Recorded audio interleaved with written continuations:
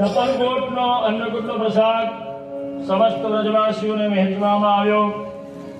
એવામાં દેવર્ષિ નારદજી વ્રજમાં પધાર્યા, અન્નકૂટનો પ્રસાદ ગ્રહણ કર્યો અને નારદજી પ્રસાદ લઈ સીધા સ્વર્ગમાં ગયા।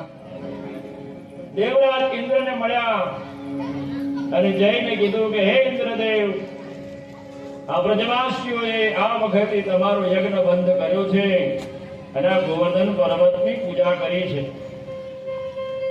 લો એનો પ્રસાદ ગ્રહણ કરો આવું કીધું। ત્યાં તો ઇન્દ્રદેવ ક્રોધે ભરાયા અને ઇન્દ્રદેવ કહેવા લાગ્યા કે હવે હું જોઉં છું એ ગોવર્ધન પર્વત આ વ્રજવાસીઓને કઈ રીતે રક્ષા કરે છે। આવું કહી ઇન્દ્રદેવે સંવર્ધક નામના મેઘોને બોલાવ્યા અને આદેશ આપ્યો, આજ્ઞા આપી જાઓ, વ્રજમાં જે મુસળધાર વરસાદ વરસાવો। અને સંવર્ધક નામના મેઘો વ્રજમાં આવી મુસળધાર વરસાદ વરસાવવા લાગ્યા, બધે પાણી ભરાવા લાગ્યા।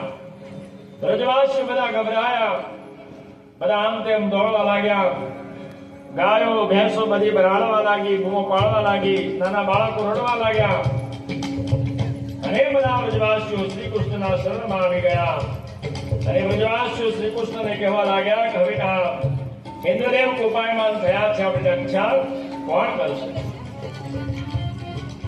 ત્યારે શ્રી કૃષ્ણએ કીધું કે આ ગોવર્ધનનાથજી આપણી રક્ષા કરશે। એક કામ કરો, સમસ્ત વ્રજવાસીઓ આ ગોવર્ધન પાસે આવી જાઓ, તમારા બાળકોને લઈ, પત્નીઓને લઈ, સ્ત્રીઓને લઈ, વૃદ્ધોને લઈ, ગાયોને લઈ, વાછરડાને લઈ ગોવર્ધન પાસે આવી જાઓ। બધા વ્રજવાસીઓ ગોવર્ધન પાસે આવ્યા। શ્રી કૃષ્ણએ ગોવર્ધન પર્વતને તત્ની આંગળીનો સ્પર્શ કર્યો, ત્યાં તો ગોવર્ધન પર્વત ઊંચો થયો અને ભગવાને તત્ની આંગળી ઉપર ધારણ કરી લીધો। બોલે ગોવર્ધનનાથ કી જય, ગિરિરાજ ધરણ કી જય। અને ભગવાને કીધું કે હે વ્રજવાસીઓ, તમારા પરિવારને લઈ, ગાયોને લઈ ગોવર્ધન પર્વતની નીચે આવી જાઓ। બધા નીચે આવી ગયા અને બધા વ્રજવાસીઓ લાકડીઓ લઈને ટેકો આપવા લાગ્યા। અરે કૃષ્ણ ભગવાને બલરામને કીધું, એ બલરામજી તમે નાગ સ્વરૂપથી તમારું નાગ સ્વરૂપ ધારણ કરો અને પર્વતની આજુબાજુ કોટ કરી દો, જેથી બહારનું પાણી અંદર ના આવે।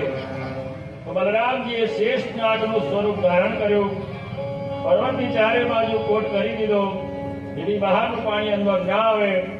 7 દિવસ વીત્યા, ઇન્દ્રદેવ વરસાદ વરસાવીને થાક્યા